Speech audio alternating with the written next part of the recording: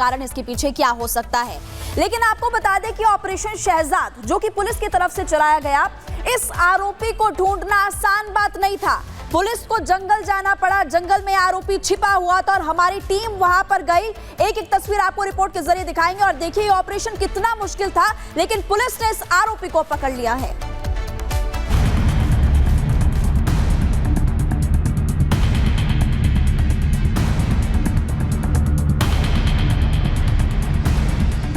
सैफ का हमलावर आरोपी अब शिकंजे में है, लेकिन पुलिस के लिए ऑपरेशन शहजाद बेहद ही मुश्किल था, क्योंकि बांग्लादेशी खंजरबाज मोहम्मद शरीफुल इस्लाम शहजाद पुलिस से बचने के लिए सैफ के घर से करीब 36 किलोमीटर दूर घने जंगलों में छुपा था। सैफ अली खान के घर से 36 किलोमीटर दूर इस समय रिपब्लिक भारत वहीं पर आ खड़ा है, जहां से आरोपी की गिरफ्तारी हुई है। सबसे पहले आपको बता दूं, शाम 6 से 7 बजे करीब यहां पर मुंबई पुलिस की टीम पहुंची, लोगों के मोबाइल फोन जब्त किए गए, फिर उनसे पूछताछ किया गया। इनको शायद पूरी जानकारी भी है। कल मुंबई पुलिस कब आई थी चाचा यहाँ पे? 7 और 8 के बीच। 7 और 8 के बीच में क्या कहा मुंबई पुलिस ने और कैसे लोगों का फोन जब्त किया गया था? इधर ही सबको देखा गया था कि इधर बंदा तो बाहर का था, इधर का बंदा नहीं था। बंदा बाहर का था। अच्छा, आप लोग को पता था क्या कि बंदा यहाँ पर आकर छुपा है? कुछ जानकारी? हम नहीं, कुछ नहीं पता। आपका भी फोन जब्त किया गया था? मैं तो सिक्योरिटी हूँ। सिक्योरिटी है। हाँ, लोगों का फोन जब्त कर लिया गया था पुलिस ने। और फिर कब दी फोन वापस पुलिस ने? तुरंत दे दिया। तुरंत दे दिया।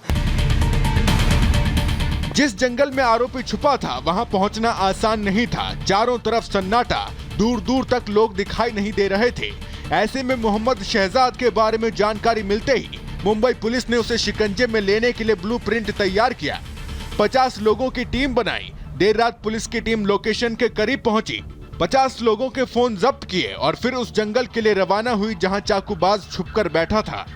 देखिए कि आखिर किस तरफ आरोपी छिपकर जंगलों में बैठा था, क्योंकि कहा यह जा रहा है कि आरोपी वहां पर अपने शरीर पर चादर डाल के पूरी तरह से लेटा हुआ था, ताकि आरोपी पहचान में ना आए, उसे पुलिस की टीम ढूंढ न पाए। धीरे धीरे उस जंगल की तरफ अब हम बढ़ने लगे हैं जहां पर आरोपी छिपकर बैठा था, लेटा हुआ था। ये देखिए रास्ता कितना खतरनाक है। मुंबई पुलिस किस तरह से यहां तक पहुंची।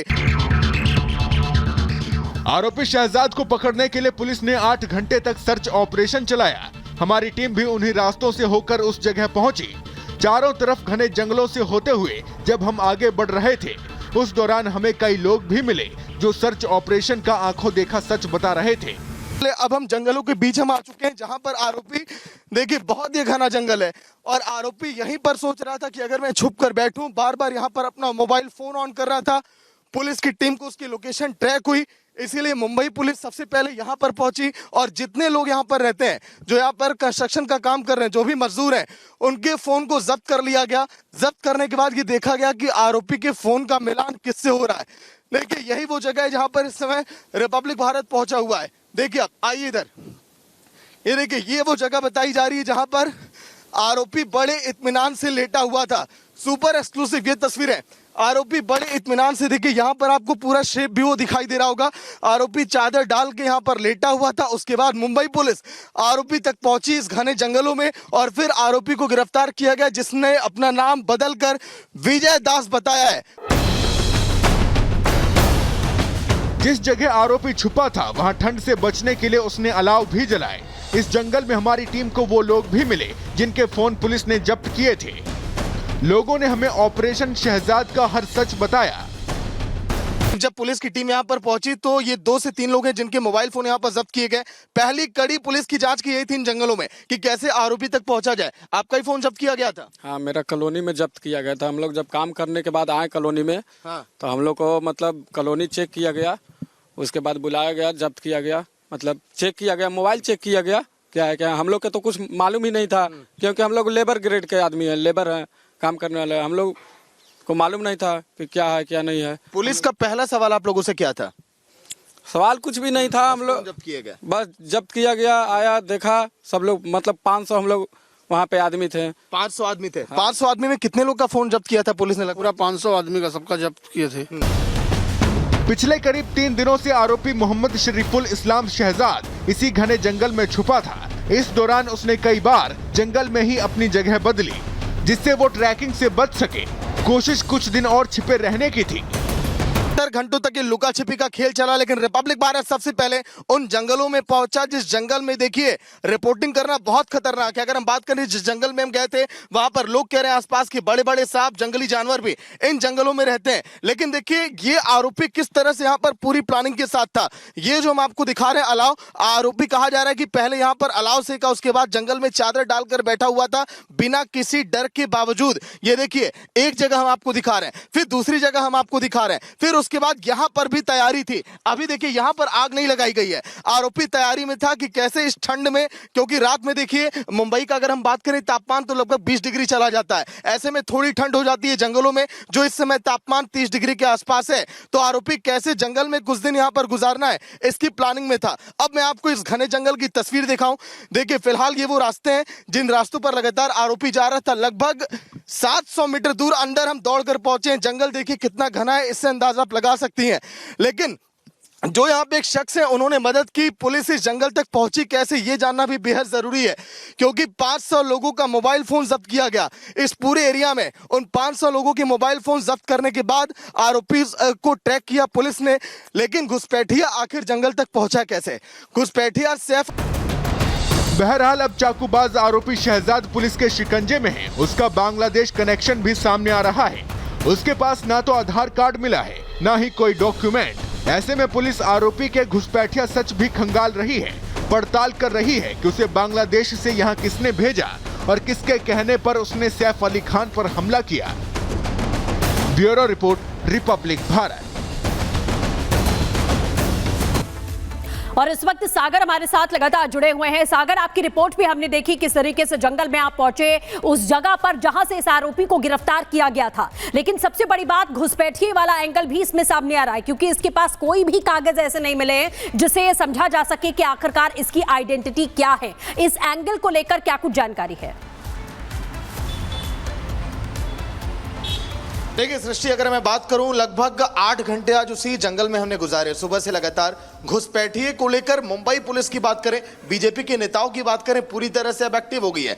किरीट सोमैया खुद जंगल पहुंचे, उन्होंने बारीकी से एक एक जो वहां पर मजदूर हैं उनका आईडी कार्ड चेक करी थी कि आखिर ये रहने वाले कहां के हैं। यही नहीं, 2 से 3 तो ऐसे मजदूर भी थे वहां पर जिनके आईडी कार्ड मैच नहीं किए कि आखिर वो भारतीय नागरिक हैं या फिर वो बांग्लादेश के हैं। तुरंत वहां पर 10-15 पुलिस की टीम पहुंची, उन्होंने एक एक करके कमरे खंगाले, क्योंकि 1000 मजदूर सृष्टि उन कमरों में रहते हैं जो जिस एरिया में जाकर मजदूर वहां पर काम करते हैं, और उसी के पीछे आरोपी छिपकर बैठा था। उनके आईडी कार्ड अब चेक किए जा रहे हैं। मुंबई पुलिस का यह कहना है कि अब इस पूरे इलाके में सर्च ऑपरेशन चलाया जाएगा, क्योंकि पश्चिम बंगाल के रास्ते और बांग्लादेश से होते हुए कई ऐसे आरोपी हैं, कई ऐसे माफ करिए घुसपैठी हैं जो उन इलाके में छुप कर बैठे हैं। और यही आने वाले दिनों में देश के लिए देखिए धीरे धीरे नासूर ये बन सकते हैं, क्योंकि भारत की आत्मा को चोट पहुंचाने वाले घुसपैठी है जिनको बीजेपी की सरकार और कहीं से भी अब मुंबई पुलिस अब बख्शना अब नहीं चाहती है। इसलिए पूरे मुंबई में सर्च ऑपरेशन इसको लेकर अब चलाया जाएगा, क्योंकि जिस तरह से आरोपी ने सैफ अली खान पर हमला किया, सवाल ये खड़े हो रहे हैं कि आखिर कैसे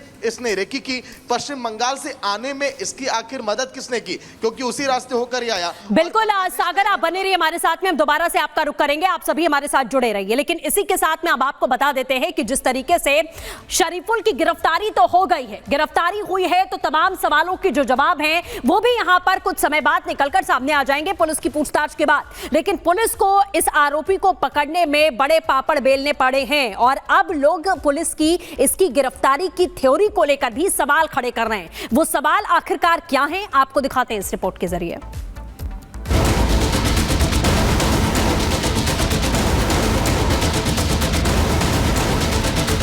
मोहम्मद शरीफुल इस्लाम शहजाद, जिसे पुलिस ने ठाणे के कसार बड़बली में हीरानंदानी स्टेट के पीछे झाड़ियों से पकड़ा है, वही आरोपी जिसे सैफ पर हमला करने वाला खंजरबाज बताया जा रहा है।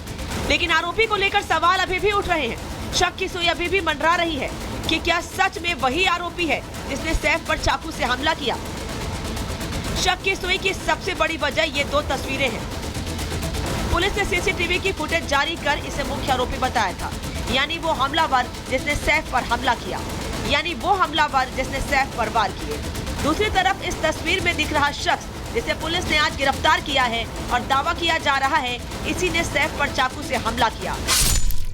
अब सवाल उठ रहे हैं कि क्या ये दोनों शख्स एक ही हैं? सवाल ये भी कि आखिर पुलिस को कैसे पता चला शिकंजे में लिया गया शख्स ही असली आरोपी है। अगर आरोपी यही है तो सैफ के घर में वो कैसे घुसा? आरोपी वहां से इतने आराम से फरार कैसे हो गया? बांद्रा से ठाणे भागा, क्या उसे किसी ने पकड़ने की कोशिश की?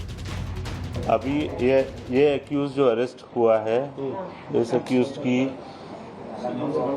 प्राइमरी इन्वेस्टिगेशन चल रही है और अभी तक जो फैक्ट सामने आए हैं वो आपको दिए गए हैं। इसके आगे का इन्वेस्टिगेशन में जो भी अपडेट्स होंगे वो हम आपके साथ में शेयर। यानी पुलिस के पास अभी भी कई सवालों के जवाब नहीं है। ऐसे में सवाल है, क्या मोहम्मद शरीफुल इस्लाम शहजाद को गिरफ्तार करके पुलिस ने हवा में तीर चलाया है? क्योंकि आरोपी शहजाद कुछ महीनों पहले ही भारत में अवैध रूप से दाखिल हुआ, फिर उसने चोरी के लिए सैफ अली खान का घर ही क्यों चुना? जाहिर है कई ऐसे सवाल हैं जिसका जवाब मिलने तक पुलिस के दावे पर सवाल तो उठेंगे ही। ये एक्यूज्ड पिछले 5-6 महीने पहले मुंबई आया है, ऐसा पता चला है। कुछ दिन ये मुंबई में रहा, बाद में मुंबई की विसिनिटी के कुछ टाउन्स में रहा और 15 दिन पहले फिर मुंबई आया है, ऐसा इन्वेस्टिगेशन में पता चला। सवाल कई हैं, सैफ अली खान पर हमले को लेकर भी और साथ ही गिरफ्तार किए गए आरोपी को लेकर भी। बहरहाल पुलिस और क्राइम ब्रांच की जांच जारी है। बेशक मुंबई पुलिस जिस तरह दिन रात पड़ताल में लगी है, लग रहा है सच बहुत जल्द सामने आ जाएगा। लेकिन जब तक सारे सवालों के जवाब नहीं मिल जाएंगे, पुलिस की थ्योरी पर सवाल तो उठेंगे ही।